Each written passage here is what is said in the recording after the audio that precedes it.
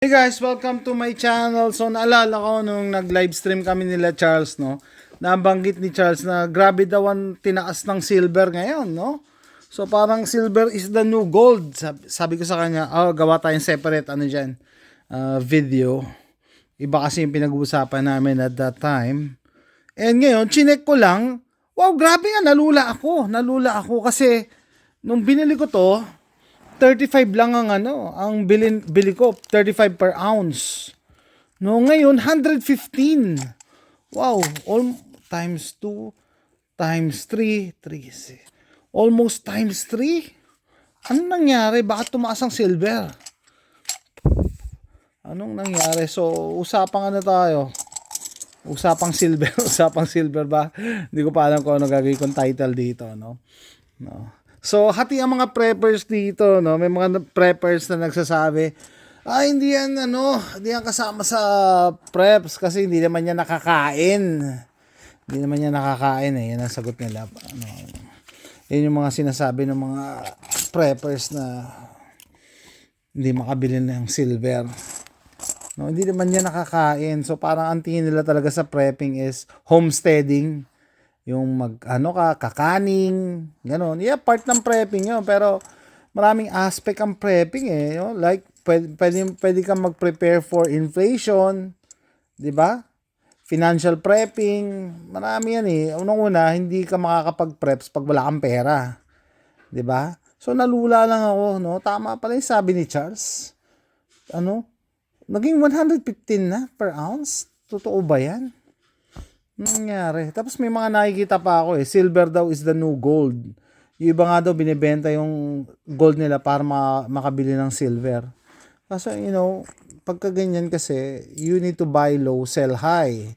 Ano ibig sabihin? Bibili ka pag mababa. Hindi yung kung kailan kasagsagan, saka ka bibili. There's something going on. Hindi yan normal. From $35 per ounce, naging 115. Hindi yan normal. So, a few years ago, nung binili ko to sa pawn shop, binlag ko yun eh. Sinagad ko na yung budget ko, sumugal na ako eh. Tapos binili ko na lahat kung ano yung meron yung pawn shop. Ngayon nga, tagal na ako walang nakikita sa pawn shop na ganito eh. No? Tinatago na ng iba. So, ano sa tingin nyo? Dapat ba mag-ipon ng mga precious metals? And the other day pala, no, may chat kami nung kaibigan ko si Jundel. Ewan ko, ba't na rin siya na interested sa prepping? Meron siyang share na link na isang vlogger sa US yata na nagsasabi, Amerikano, na parang yung mga mistakes daw ng prepper hindi naman dapat ginagawa. Pero sabi ko, in times of SHTF, hindi mo kailangan niya, mawawalan daw ng value yan kasi nga walang hindi raw yan pagkain. Pero it's debatable, no? Para sa akin, precious metals will always be precious regardless kung taghirap. Yeah, kasi yan ang mangyayari diyan, may value yan sa gustong bumili or makipag-barter sa'yo. Meron diyan magkakagusto ng gold, ng silver, kahit kahit nag-collapse na ang mundo. Meron diyan meron.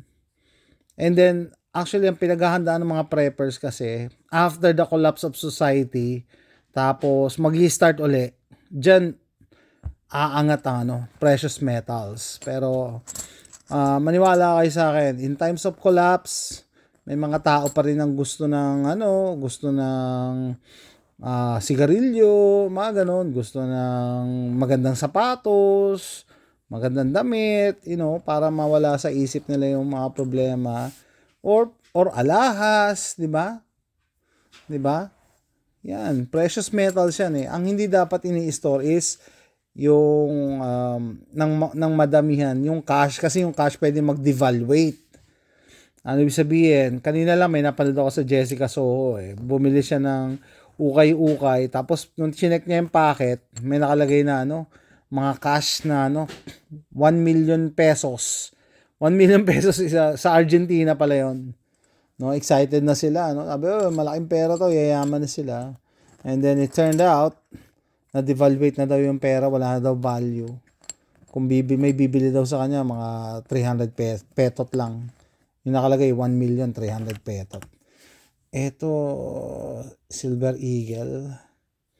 Ano ba to? Si Lady, ano ba to? Liberty. Ito, hindi ko alam kung totoong silver to eh. Kasi sa eBay ko to binili. Itong 4. Pero mukha naman siya silver. Dapat pala testingin ko kung ano. Magnetic.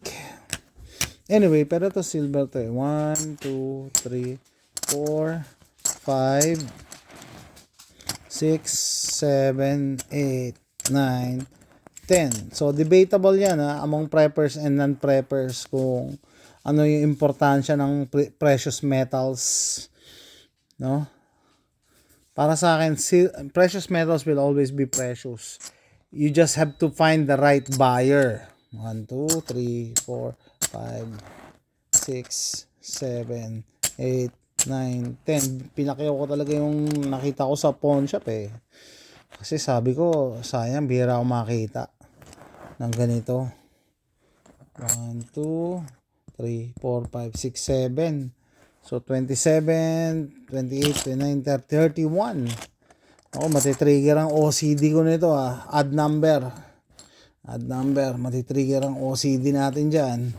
Anyway, well, it's up to you guys, no? Hindi ko pwedeng sabihin ko anong dapat nyong gawin. Yun lang ang aking pananaw. It's better kung may extra cash ka, why not? Kasi mas mataas mag-retain ng value ang precious metals kaysa yung paper money.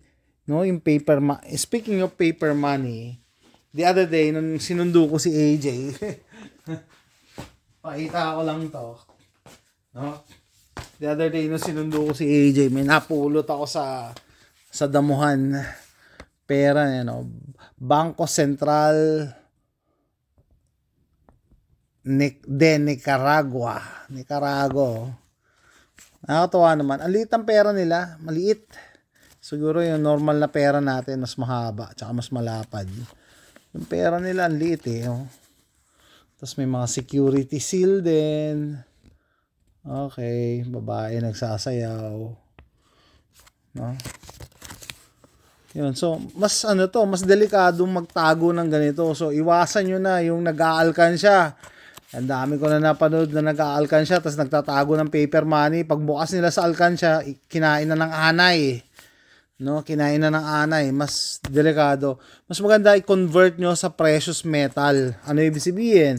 Yung inipon nyo na cash, ibili nyo ng silver or gold or something precious na sa tingin nyo magtataas ang appraisal. Like ito, nagulat ako, 115? Totoo ba yan? 35 lang bili ko dito eh. 35 lang.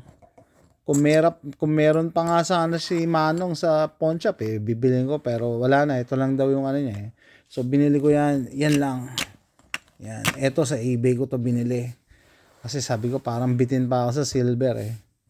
No? And tsaka extra lang naman yan eh. Hindi ka naman pwede bumili sobra-sobra tapos mabaon ka sa utang, no? So, yun. Sa tanong na kasama ba sa prepping item ang precious metals like silver, well, it's up to you. Hindi ko kayo pwedeng diktahan. No? When the time comes, pag magbabarter na, di ba? Dapat yung hawak mo may value. Ano ibig sabihin? Pwede ka rin makipag-trade ng bala, ng magazine. Di ba? Isa rin sa precious metals, bala eh. No? Cartridge. Precious metal din yan in the future.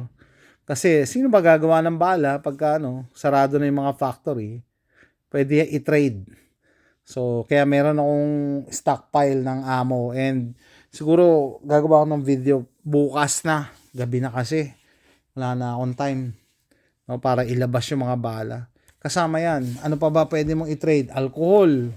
Habang tumatagal alcohol, sumasarap daw. Sigarilyo.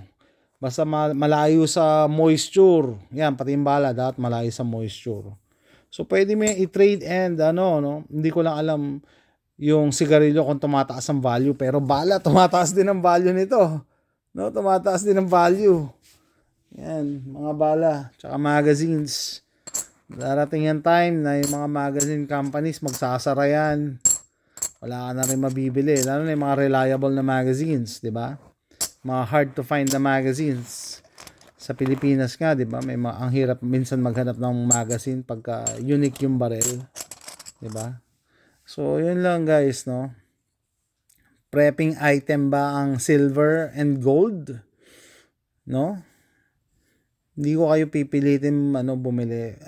Na chance upan ko lang din to eh. Ibig sabihin, doon sa pinupuntahan kong pawn shop na binibilang ko ng barel, sakto may silver siya at that time.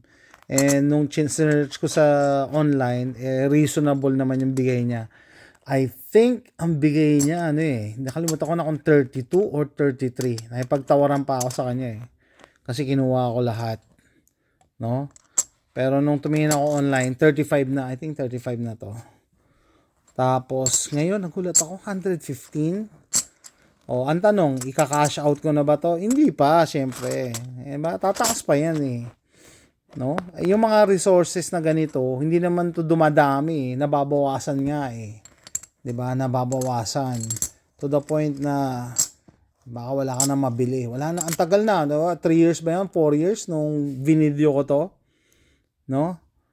Wala na uli ako nakita sa pawn shop niya. Ito. Wala na uli ako nakita sa pawn shop niya na silver.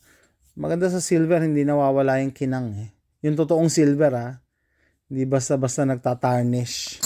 Kaya pala pwedeng gawing yan.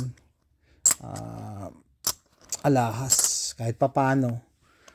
Same with gold. Nag-iiba rin. Rin siya. Nag-oxidize. Pero pagka tama yung storage mo, dahil nakabukas yung gun safe ko, kaya sabi ko, okay, i-vlog na rin natin to. Nagulat din ako sa value. Wow, it's skyrocketing. And I think yung galawan ng yung geopolitics, yung mga bansa, may mga galawan sila diyan, nagmo-move sila ng gold and silver eh. No? Parang naalala nyo si Trump, tinatakot niya yung Greenland na bibili niya. In gold bullion yon, hindi cash. Kasi yung cash pwedeng i-devaluate eh.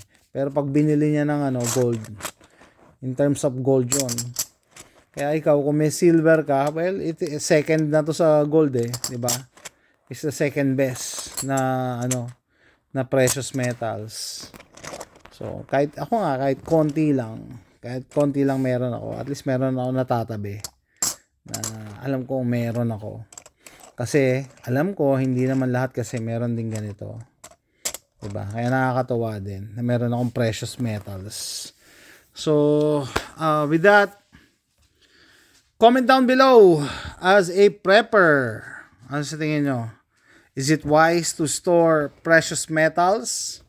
Sabi ng iba, hindi naman yan nakakain eh. Pero kita nyo, grabe ang inangat. From 35 to 115 spot price. Ayan. Justice. Speaking of justice, hindi ko pa rin nakakamta ng justice ko. Hindi pa rin nahuhuli bumangga sa akin. Anyway. So, yun lang guys, no? Kung nagustuhan nyo yung video na to, please click like and subscribe, no? Para malabanan natin algorithm ng YouTube kasi amin YouTube na mga ganitong topics. See you next time. Bye.